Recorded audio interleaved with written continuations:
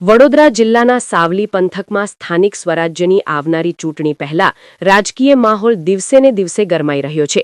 એક તરફ કોંગ્રેસ દ્વારા સંગઠન મજબૂત બનાવવાના દાવા સાથે મોટા પ્રમાણમાં ભાજપાના કાર્યકરો જોડાયા હોવાનો દાવો કરવામાં આવી રહ્યો છે, તો બીજી તરફ ભાજપા આ દાવાને ખોટો ગણાવી રહી છે। સાવલી તાલુકાના ટુંડાવ ગામે કોંગ્રેસની બેઠક દરમિયાન તાલુકા પ્રમુખ સાદિક અલી સૈયદ અને અન્ય આગેવાનોની હાજરીમાં આશરે 100 જેટલા ભાજપા કાર્યકરો કોંગ્રેસમાં જોડાયા હોવાનો દાવો કરવામાં આવ્યો હતો। કોંગ્રેસે આને આવનારી ચૂંટણી માટે મોટો રાજકીય ફાયદો ગણાવ્યો છે, પરંતુ ભાજપા તરફથી આ દાવા પર સવાલો ઉઠાવવામાં આવ્યો છે। તાલુકા ભાજપા પ્રમુખ સુરપાલસિંહ પરમારે સ્પષ્ટ કહ્યું કે આ માત્ર સોશિયલ મીડિયા પર ફેલાવવામાં આવેલ પ્રચાર છે અને કોંગ્રેસે જો ખરેખર ભાજપાના કાર્યકરો જોડાયા હોવાનો દાવો કરે છે તો જાહેરમાં યાદી રજૂ કરવી જોઈએ। ભાજપાના જણાવ્યા અનુસાર કોંગ્રેસ પોતાના જ કાર્યકરોને ભાજપા તરીકે દર્શાવી પ્રચાર કરી રહી છે અને આ માત્ર રાજકીય સ્ટંટ હોવાનું પણ આક્ષેપ કરવામાં આવ્યો છે। આ રીતે સાવલી પંથકમાં ચૂંટણી પહેલા આક્ષેપ પ્રત્યાક્ષેપનો દોર તેજ બન્યો છે અને આવનારા દિવસોમાં રાજકીય તણાવ વધુ વધે તેવી શક્યતા વ્યક્ત કરવામાં આવી રહી છે।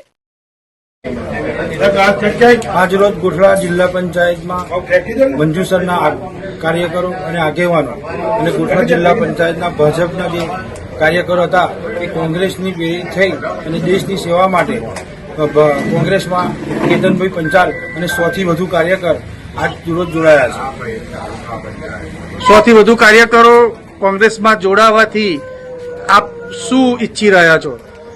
100 થી વધુ કાર્યકર કોંગ્રેસમાં જોડાવાથી આવનારી જિલ્લા પંચાયત તાલુકા પંચાયતમાં બહુમતીથી તાલુકા પંચાયત અને જિલ્લા પંચાયત સાવલી તાલુકામાં કોંગ્રેસ વિજય થશે।